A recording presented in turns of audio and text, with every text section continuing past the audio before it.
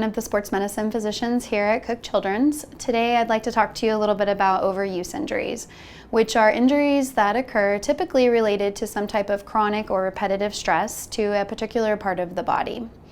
Overuse injuries are extremely common in pediatric sports.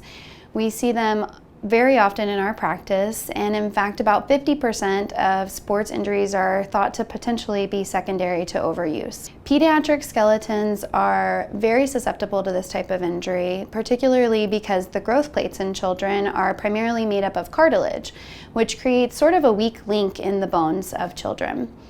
We're also seeing youth athletes become increasingly competitive at earlier and earlier ages, which often leads to children committing to a single sport when they're quite young.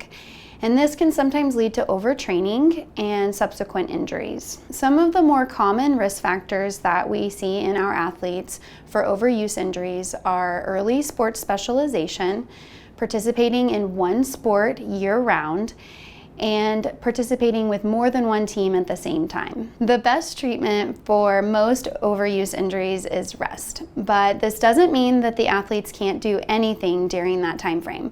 We typically try to modify their workouts or allow them to cross-train during the rest period, which is nice because it allows them to still be active, but also eliminates whatever repetitive stress ultimately caused their injury.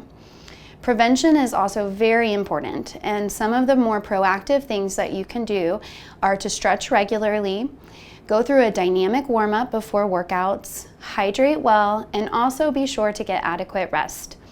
Some of the more common recommendations for rest are to take 1 day off per week, 3 months off per year, and also to try not to train more than your age in hours per week for your sport. Which means that if you are an 8-year-old athlete, that you really should try not to exceed more than 8 hours per week of training in your sport.